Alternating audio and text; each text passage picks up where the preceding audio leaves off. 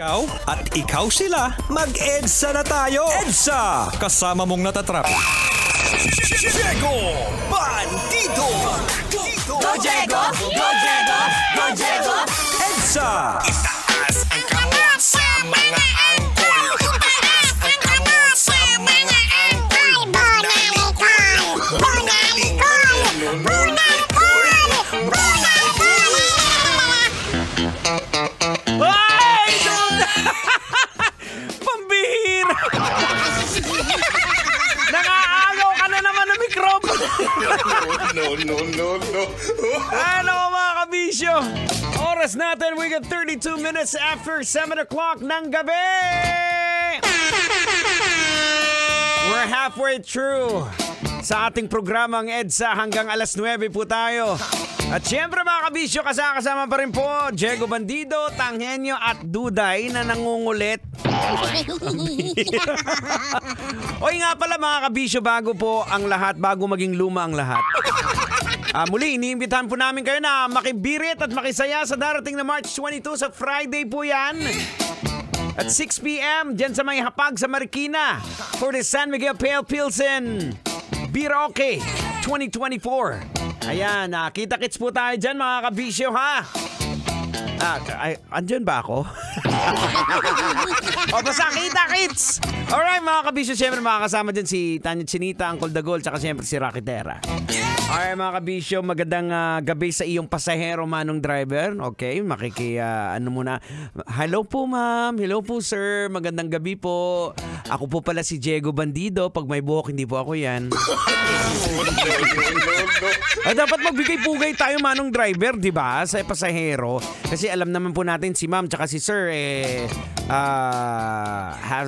may medyo mahaba din po ang araw. It's been a tough and a long day.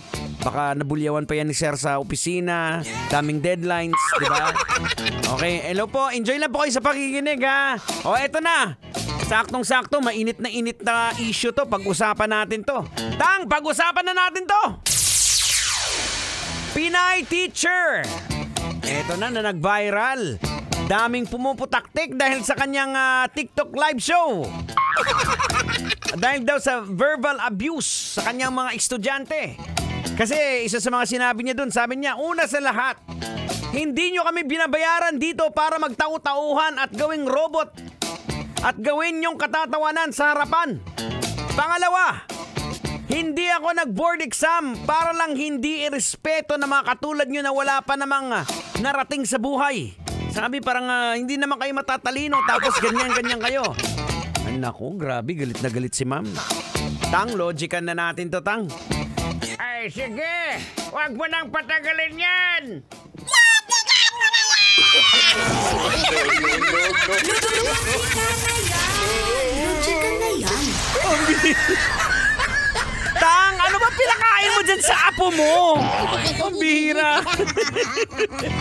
O, ito na mga kabisyo. Logika na yan. Anong leksyon ang ating mapupulot? Anong aral ang ating madudukot? Boards, ito yung basic na negative na epekto ng social media sa atin. Yung mga hinanaing natin, nilalabas natin agad-agad without thinking sa mga maaaring consequence nito. Kaya no wonder, tinuturo din po ng Biblia na wag nating pagkatiwalaan yung mga puso natin. Kasi yung puso natin, maliban sa marupok, di ba? Yan ang magpapahamak sa atin. Dapat nga sa mga ganitong bagay, brain ang ginagamit natin, hindi heart. Kasi brain is for the logic and heart is for the feelings. Since this is Logika na yan segment, masasabi ko lang, using your heart is not logical. Kaya napahamak si Ma'am tuloy. Hindi naman natin pwedeng i-invalidate yung kanyang naramdaman kasi legit naman talaga yung sentiment ni Ma'am eh. Diba? Dahil nga according po dun sa balita na parang binastos din siya ng mga estudyante.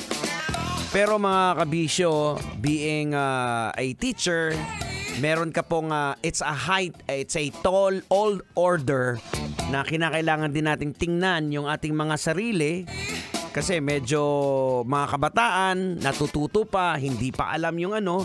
So tayong mga professional, ika nga dapat talagang pigilin natin yung mga sarili natin. O, halimbawa, Col, si misis mo. O, dinalakasan niyo yung boses niya.